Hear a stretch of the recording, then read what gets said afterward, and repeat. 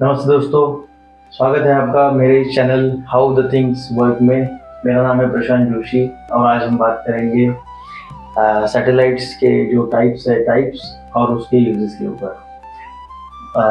आज हम उसका पहला टाइप देखेंगे जिसका नाम है कम्युनिकेशन सैटेलाइट। जैसे कि मैंने मेरे पिछले वीडियो में आपसे डिस्कस किया था कि सैटेलाइट्स के डिफरेंट टाइप्स होते हैं, उसके तहत आज हम लोग बात करने वाले हैं कम्युनिकेशन सैटेलाइट के ऊपर। तो कम्युनिकेशन सैटेलाइट क्या होता है? तो कम्युनिकेशन सैटेलाइट एक आर्टिफिशियल सैटेलाइट है दोस्तों, जो ह्यूमन मेड है। हमने उसे बनाया है, उसे हमने पृथ्वी की कक्षा में स्थापित किया है। उसका यूज क्या होता है वो आज हम देखेंगे दोस्तों। इसका यूज होता है टेलीकम्युनिकेशन,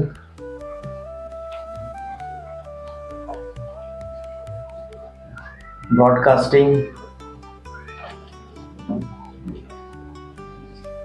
डिजास्टर मैनेजमेंट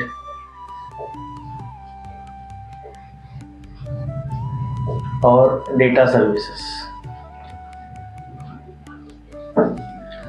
तो दोस्तों इन चार पर्पस के लिए कम्युनिकेशन सैटेलाइट का यूज होता है।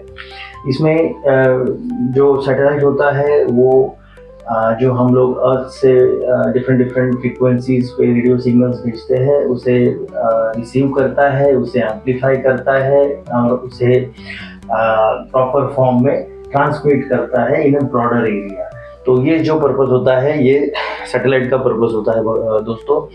आज हम सैटेलाइट का जो मैंने अभी कम्युनिकेशन सैटेलाइट बताया है उसमें से हम लोग एक बहुत ही यूजफुल टाइप देखेंगे जिसका नाम है जी सैट। जी सैट का मीनिंग होता है जियो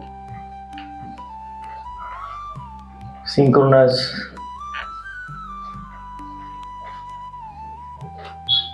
कम्युनिकेशन सैटेलाइट। तो जी सैट का मतलब होता है दोस्तों जियो सिंक्रोनस टेलीकम्युनिकेशन सैटेलाइट।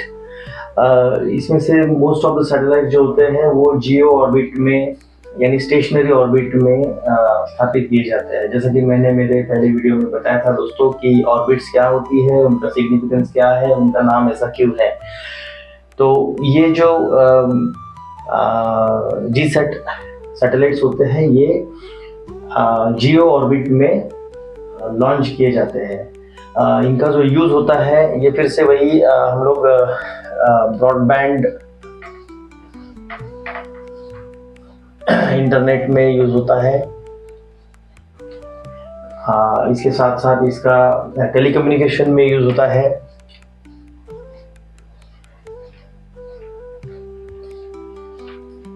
डीटीएच में यूज होता है। DTH means direct to home.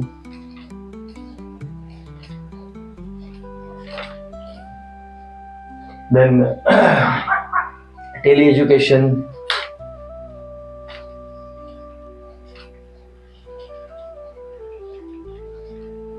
Etc इत्यादि में जी सेट सैटेलाइट का यूज होता है। इसके साथ साथ ये वी सेट में भी यूज होता है दोस्तों। वी सेट भी एक छोटा सैटेलाइट होता है। इसका मीनिंग होता है वेरी स्मॉल अपर्चर टर्मिनल, यानी एक छोटा सैटेलाइट जो वायर्ड सर्विसेज को बैकअप करता है। जैसे कि हमारा इंटरनेट होता है वो रिमोट एरियाज में जो इंटरनेट चलता है जिसके थ्रू बैंकिंग सर्विसेज चलती है, वहाँ पर ये एज अ बैकअप काम करता है। इवन हमारे जो एटीएम्स होते हैं, एटीएम्स भी वी सेट के ऊपर चलते हैं। तो आज हम कुछ इसमें से एग्जांपल देखने वाले हैं, जैसे कि जी सेट 30। सो इसमें से जो 30 है ये मिशन नंबर है, इसका ज़्यादा कोई सिग्निफिकेंस नहीं है। G30, G11 आप यहाँ पर देख सकते हो। तो G30 का जो यूज होता है दोस्तों वो होता है DTH के लिए। DTH या टेलीविजन, जो हमारे घर पे जो टीवी चैनल्स वगैरह आते हैं, इसका प्रसारण जो होता है वो जी सेट 30 के थ्रू होता है।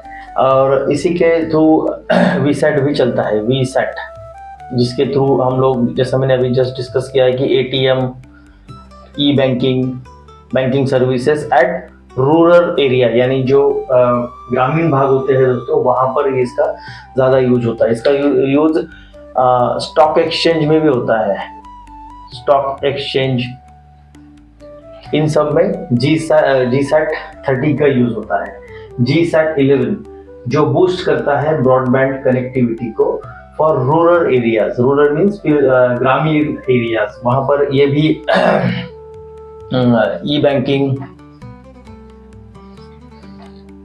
ई गवर्नेंस, इन सारी जो सुविधाएं होती है गवर्नमेंट की, इनको ये बैकअप करके यहाँ पर सुविधा उपलब्ध कराता है। इसके बाद दोस्तों आप देख सकते हो यहाँ पे GSAT 1, 2, 8, 10, 16, 18, ये जितने भी वर्जन है, डिफरेंट वर्जन, ये जनरल कम्युनिकेशन पर्पस के लिए यूज होते हैं।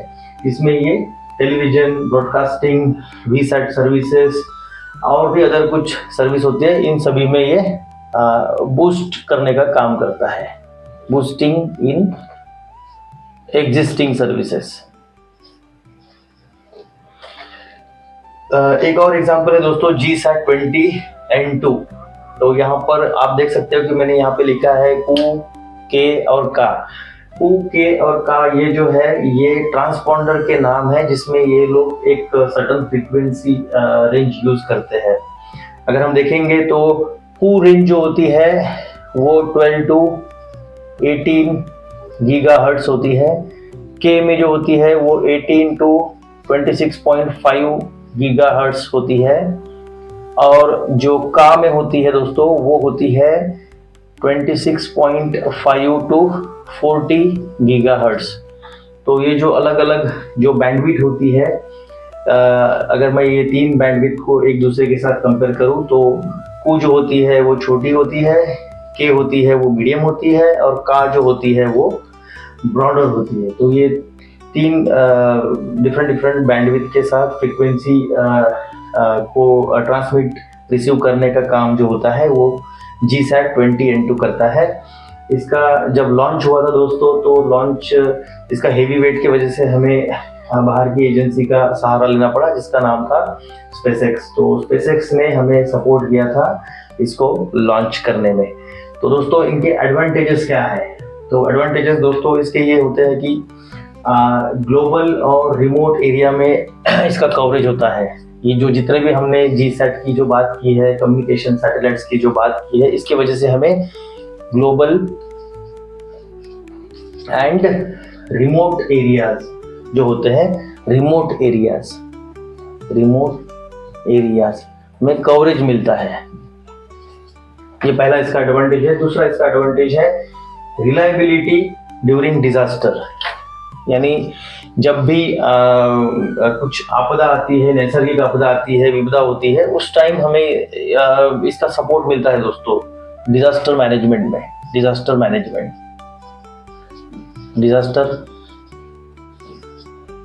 मैनेजमेंट में इन सैटेलाइट्स का बहुत ही सपोर्ट होता है, क्योंकि जब लोकल जो टेरिस्टेरियन जो इंफ्रास्ट्रक्चर होता है वो डिजास्टर में कोलैप्स हो जाता है, उस टाइम सिर्फ सैटेलाइट द्वारा चलाई गई सुविधाएं है, ई सर्विसेज जो होती है वो हम लोग अवेल कर सकते हैं, बाकी सब वहाँ पर बंद होने की संभावनाएं होती है। तीसरा इसका एडवांटेज है दोस्तों हाई बैंडविड्थ, इसकी वजह से डेटा ट्रांसमिशन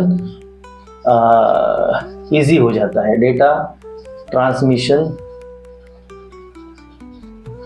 इजी हो जाता है दोस्तों। ये एक इसका एडवांटेज है। अभी एडवांटेजेस है तो इसके साथ साथ कुछ डिसएडवांटेजेस भी है, जिसके इसमें होता है। पहला जो सबसे इम्पोर्टेंट है, हाई इनिशियल कॉस्ट। सबसे इम्पोर्टेंट होता है दोस्तों इसका जो बजट होता है वो बहुत ज्यादा होता है। दूसरा मेंटेनेंस कॉस्ट भी इसका ज्यादा होता है। तो दोस्तों हमने अभी एडवांटेज और डिसएडवांटेज अभी देखे हैं। अभी हम देखते हैं इसके एप्लीकेशन जैसे कि मैंने बोला है दोस्तों, ये कम्युनिकेशन एंड ब्रॉडकास्टिंग के लिए इसका यूज होता है। जैसे हमारे जो मैंने अभी बताया GSAT, INSAT, ये जो सैटेलाइट्स होते हैं ये सारे कम्युनिकेशन ब्रॉडकास्टिंग के लिए यूज होते हैं। DTH टेलीविजन जो हम अपने घर पे चैनल्स देखते हैं, टीवी चैनल्स देखते हैं, वहाँ पर भी ये सैटेलाइट ही हमें सपोर्ट करते हैं, हमें मदद करते हैं हमें देखने में। बाद में जो मेट्रोलॉजी डिपार्टमेंट है वहाँ पर भी सैटेलाइट्स के यूज़ होते हैं, जैसे कि मैंने अभी एक्सप्लेन किया है आपको कू के और का बैंड्स। तो ये सी, एक्सटेंडेड सी और कू बैंड, ये 3 प्रकार के जो एडवांस ट्रांसपॉन्डर्स है, इसका यूज़ करके हमें वेदरिंग रिपोर्ट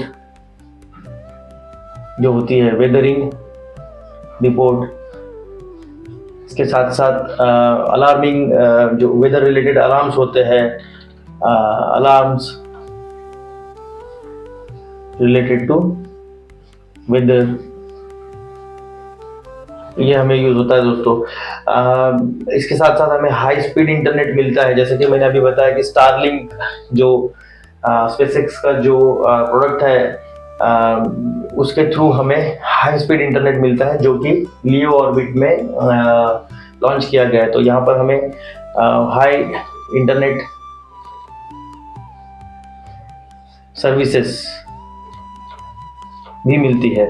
इसके साथ साथ डिजास्टर मैनेजमेंट, जैसे कि मैंने अभी बताया था कि डिजास्टर मैनेजमेंट में भी हमें इसका बहुत सारा यूज होता है, जैसे कि ट्रैकिंग, फीडबैक, रीच, यानी हम अच्छे से ट्रैकिंग कर पाते हैं, फीडबैक सिस्टम अच्छे से यूज कर पाते हैं, और जहाँ पर ज़रूरत होती है वहाँ पर हम लोग पहुँच पाते हैं। तो ये सारी चीज़ें हम डिजास्टर मैनेजमेंट में सैटेलाइट के जरिए करते हैं। डेटा सर्विसेज, जैसे कि मैंने बोला है, हाई स्पीड इंटरनेट वगैरह जो है वो हम लोग इसके थ्रू यूज़ करते हैं। High speed internet, high speed internet, data transmission from to and from और to satellite and vice versa, ये सब चीज़ें जो होती है ये इसमें हम लोग एज एप्लीकेशन इसको यूज़ करते हैं। तो दोस्तों ये थी basic information on communication satellites. अगले वीडियो में मैं आऊँगा आपके सामने नेक्स्ट सैटेलाइट का टाइप लेके। आपको मेरा ये वीडियो कैसा लगा, इसको ज़रूर शेयर, सब्सक्राइब, लाइक कीजिए, और नेक्स्ट वीडियो में मैं आपको फिर से मिलूँगा। धन्यवाद दोस्तों।